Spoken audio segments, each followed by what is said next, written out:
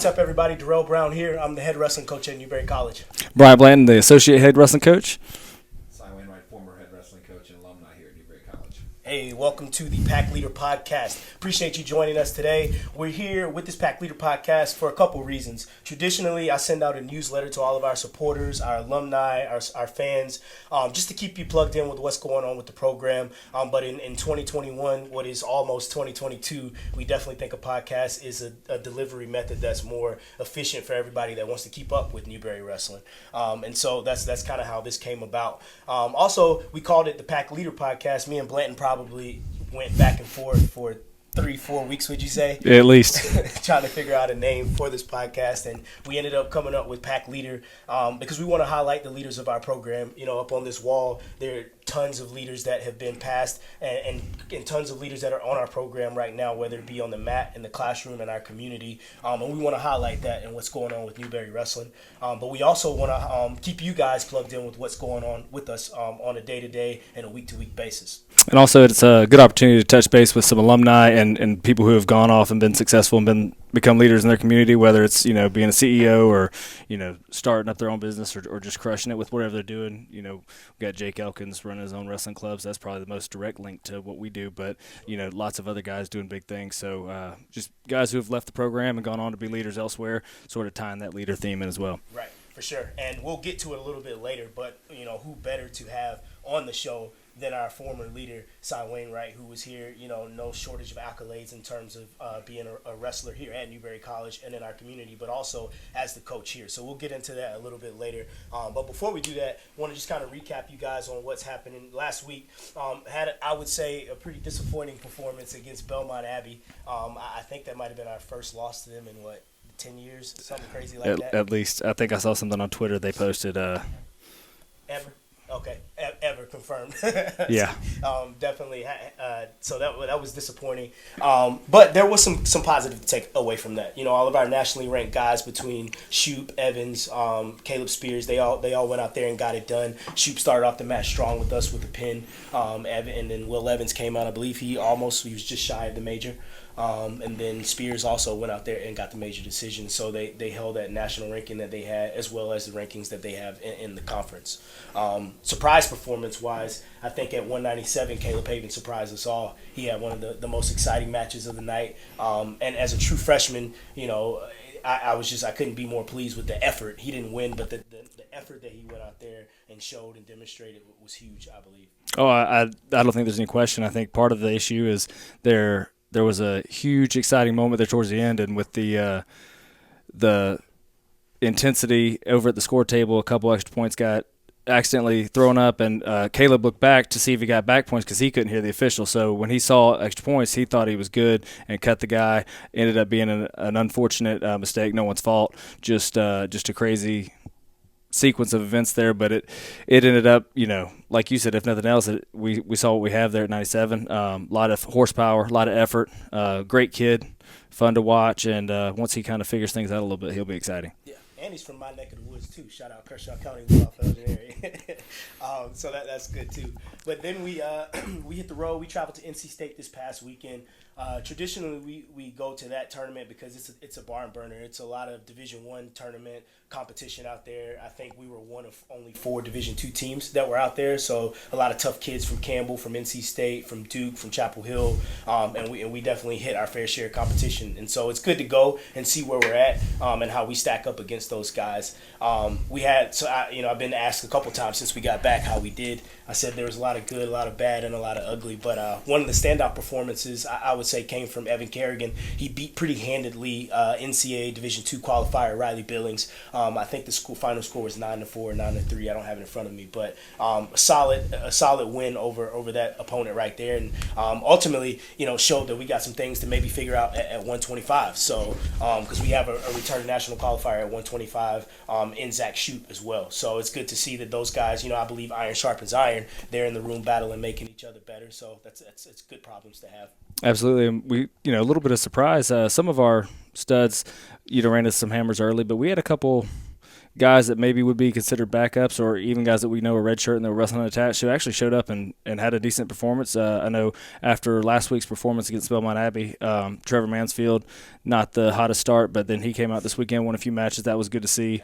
John Parker, he's redshirting this year. He's an older guy coming into school, having been a Marine.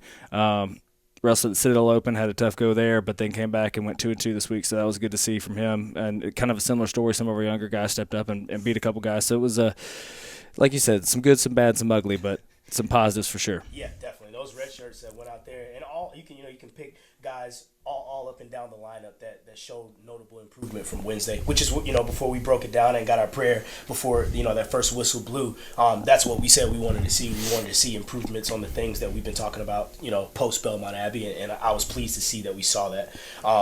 So yeah, we'll get into what we got coming up here at the end of the show, but we definitely want to introduce Cy Wainwright here, who's with us, and we want to get into a little bit about how he came to Newberry and then share a little bit about his story. So Cy, if you want to just introduce yourself, and most of the world knows who you are, especially in the wrestling community, but for those who might not be familiar. Well, yeah, I originally from Green Cove Springs, Florida. Grew up there. High school wrestling coach, same high school football coach, basically told me that I needed to wrestle to be a better football player, and I did that and started wrestling as a sophomore, and then didn't qualify for the state tournament, and then my junior year won a state championship, and my senior year won a state championship. So after that, I went and played football at Bethune-Cookman University, go Wildcats. Alvin Wyatt recruited me down there and ran the veer option offense, double wing, and he thought he liked the way I blocked, and a lot of it had to do because of my footwork and hand placement with wrestling, and went down there and tried that for a year and decided that I wanted to get back into wrestling as I was coaching at Port Orange Atlantic High School, and coached a kid named Charles Simmons to a state championship, and he was getting some looks from some different schools, and threw my name back out there, and once I got back out there, I realized I think I want to do this, and Newberry was actually the school that I wanted to come to, and actually signed without ever visiting. So nice. Talk about life like a box of chocolates. Right? So yeah, I ended up coming to Newberry and spent 4 years here, and graduated in 2009, and was a couple-time All-American, and won a national title in 2009, part of the national runner-up team. So. Nice. Now, post Newberry, you bounced around a lot. Kind of tell us, for people who don't know, kind of what that journey, connect the dots from when you left here and graduated, and kind of where your GA was, and then how you ended up back here. Yeah, so graduated in 2009, sent some emails out to some people and had some opportunities to be a grad assistant at the University of Wyoming with Mark Branch, and then Corey Ruff at Lindsey Wilson was starting their program, and then Steve Costanzo at St. Cloud State, and went and saw all three and decided that St. Cloud State's where I wanted to go. Got my master's up there for 2 years and kind of got in at a great time with the revitalization of the program up there. Steve's done a great job, and took a program over from Coach Steve Grimmitz, and who's a full-time football coach and head wrestling coach, so just kind of double dipping everywhere. And Steve's done a phenomenal job and got in early and left St. Cloud in 2011 and became a head coach at Benedictine College in Kansas. Started the program there, was there for a year and 4 months. After our first tournament, we went to the Dan Harris Open at Baker and had 4 champs and 7 placers, and Coker called me on Monday and was like, hey, we wanted to make you our head wrestling coach. So I left that following Monday and relocated back to Hartsville, South Carolina, started that program from scratch, and was there for 4 years. And at the time of 16, which was probably the best season Coker's ever had. Nice. I had an opportunity to come back here and come home to Newberry and be the head coach, and have been here ever since. Nice. A lot of people don't know, when you were at St. Cloud, you actually coached against me. Well, when I was an athlete, because I still had a couple years eligibility left, you were in the corner. Coaching. I was, yeah, and my roommate wrestled Blanton, and I could have had opportunity to wrestle Blanton, but Blanton was a little bit better at those weights where we weren't as good at. So. Yeah, so and then when you went to Coker, I'm sure that was a tough conversation to have with your team, having to let them know you have to go on that short notice like that, right? Yeah, anytime you make a transition like that, that's always the hardest part. The kids, you're selling them yourself, you're selling them their future, and you're part of that, tangibly, intangibly. So it makes it tough sometimes, and most of them understand, and I still have relationships with a lot of them, so it's kind of a enriching relationship in that regard, but it's tough. It's just never easy to do those type of things. Yeah, for sure. And obviously for people that don't know, I'm just going through that very similarly myself, having just started here this last month on October 1st, I believe was my first start date. Definitely was tough to say you grow these relationships with student athletes, and when you leave, it's just tough to say goodbye because you form such strong bonds with them. But it's just a part of life, and you're kind of in that transition period as well. So just share a little bit about kind of what you're doing now as you transitioned out, and just kind of how you're going to stay involved with the program. Sure. Well, I've been teaching at Newberry. I've been teaching actually for about almost 10 years now at the college level as an adjunct professor, and something that's just basically I do on the side because my undergraduate's in education. I love teaching. I get more enriching relationships with students, and not to say that the athlete relationships aren't enriching, but just more of a campus-wide approach. And I've always taught him between 2 and 3 classes a semester, and it's an opportunity for me to make that segue to move into a full-time professor role along with an assistant to the AD role here at Newberry. So I'm pretty much going to be involved from an administrative standpoint as far as a lot of things go, as far as life skills, student success, enrichment, that type of stuff. But then as far as wrestling goes, I'll be involved in doing anything from broadcasting to traveling to coaching to sport oversight, and also just another guy to bounce ideas off of. It's tough right now, and I have 2 little ones at home, and to be at practice every day. But when I can make it, I do my best to make it, and just to be involved in any aspect I can be. Yeah, for sure. Yeah, and he'll definitely be helping out with the podcast as well. We kind of roped him into doing that too. So we'll have him helping out with the Pack Leader podcast on a month-to-month basis whenever these episodes come out. Next up, after now that we're done with Belmont Abbey and NC State, we go back to King University, which will be a little bit awkward for me, seeing that was the school I was at previous, for here. But we wrestled them on Saturday, the 20th. And then on the 21st, we'll wrestle in the King Open as well. So just kind of wanted to give you guys a little perspective and what to expect there. At 25, like I said, we already we split wins there. We took a loss, but also picked up a win at 125 with their starting 25, Riley Billings. And then other notable matchups, I think that we can expect to see some tough competition would be at 57. Absolutely. They have Dallas Boone coming back. He's a 2-time junior college All-American, but we also have an All-American coming back, NCAA All-American, and Will Evans took 7th, 8th last year. Yeah, took 8th. He'll throw the kitchen sink at you. He's fun to watch. You can always expect some fireworks, and they usually come early. Sometimes they come early and often. Those are the matches that are a little less hectic and a little less stressful. But he'll come out of the gate usually with some fireworks, and he does a decent job keeping a little bit of pressure on and tries to pull out a win. If we could teach him to pin somebody, it might not be so bad, because he finds a way to get people on their back, but he also likes to let them up. And I'm not a fan of that. Well, yeah, and I think I was in the corner for that match too, and it was a lot of fireworks. It was like a 9-8 victory, and a set of back points sealed the deal there earlier in the match because Dallas came out a little bit aggressive. Was like, I have a freshman. Like, let's just see how this goes. And Will's like, not so fast. Yeah, and classic Will Evans, sent him some feet flying. So that'll be a fun one for sure at 157. I also think, you can expect them to make some adjustments at 25, just backing up. They've seen what we got with both our 1 and 2 guy there, so we can expect some adjustments on their end there, but I feel confident with what we have there as well to go out and get the job done. Some other notable matchups, I know they're tough at 65 as well. They have a returning sophomore coming back who had a pretty solid performance at the Super Region 2 qualifier last year, and so Nolan Wheeler, he'll definitely have his work cut out, but he's one of the guys that I've been seeing improve in real time. Anything you tell that kid to do, he makes an instant adjustment, and so he's getting better match to match. You can literally see every improvement that you give him. Oh, absolutely. He's like a sponge, and he's such a good wrestler in terms of how he takes that information and translates it into results. Yeah. And it's almost at times you wonder, like, how is he so good at this, but he's not just already way better, right? Because he does a great job. Every little pointer we give him, every little adjustment, he makes it right on the fly and does a great job, and he grasps everything we show him. For sure. And then this weekend also too will be a unique perspective for you because scouting reports should be easy. Right. It's unique. It's unique because I've been in those predicaments too, where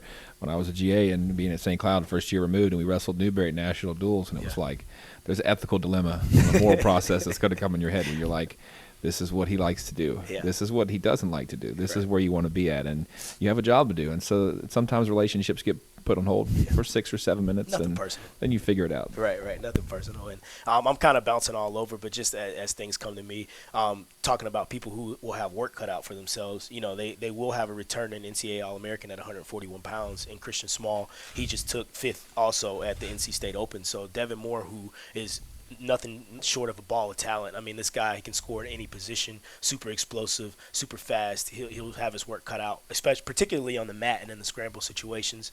So you can look for us to make some adjustments there, but that will be a tough one for us. Also, looking up the lineup, I think matches that we feel very strongly about, I would say Caleb Spears. He's pretty consistent. Absolutely. In terms of what you're going to see from him in neutral and on his feet. And then at 97 in heavyweight, I also expect us to go out there and get it done as well. So we got that. After that King Open, we'll turn around and wrestle in the King Open. After the King Open, we give the guys off. We'll have a couple days of practice, and then we give those guys off for Thanksgiving break, and just to rest up and heal up any kind of injuries and wounds we have. And then we'll come back that following week on Monday and get back to training. Now I just want to take a few minutes. We finally got our Newberry Wrestling camps all set for June 25th, so be looking out for that information on social media. June 25th through July 2nd, there'll be 3 or 4 camps you can choose from between a Tough on Top camp, takedown camp. There'll be duels, so kind of something for everybody depending on what you're looking for. We'll get that information out to you on social media. But we also want to take a second to thank our pin pool members.